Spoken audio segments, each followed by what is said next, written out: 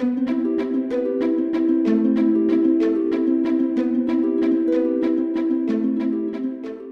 art museums accomplish their educational goals?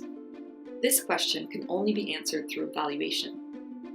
Despite the fact that art museums are increasingly being called upon to evaluate their educational programs in the name of accountability, research on evaluation in the context of art museums is scarce. As a result, little is known about such museums' evaluation practices, or to what extent they possess the internal capacities to conduct evaluations and use evaluation findings for both program improvement and accountability purposes. My own experience as a former director of education at a Canadian art museum tells me that evaluation is still a more unusual occurrence than it ought to be. Using a two-phase multiple method qualitative research design, my study examines organizational evaluation capacity in art museums as a necessary first step in improving such organizations' evaluation practices through targeted capacity building efforts. Phase 1 involves conducting an interview study to determine what evaluation capacity looks like in Canada's 15 largest publicly owned art museums. Phase 2 involves carrying out multiple case studies of those art museums that demonstrate the highest capacity for evaluation in order to draw out specific examples of good practice. To guide this research, I devised an original conceptual framework that is uniquely suited to both describing and measuring organizational evaluation capacity in the art museum sector.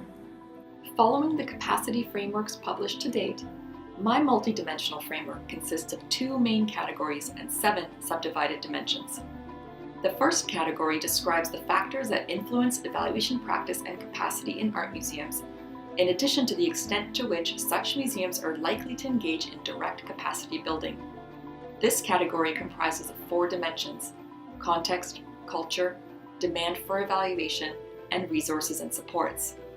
The second category in my framework consists of 3 dimensions conceptualized as interrelated capacity indicators: the capacity to do and use evaluation, evaluation practice, and ECB or evaluation capacity building activities.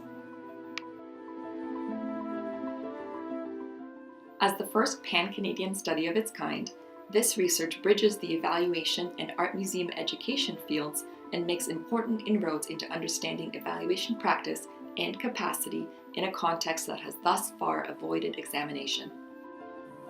Ultimately, by painting a portrait of organizational evaluation capacity in Canadian art museums, this research will be used to share knowledge aimed at improving evaluation practices and informing future evaluation capacity building efforts in these unique learning settings.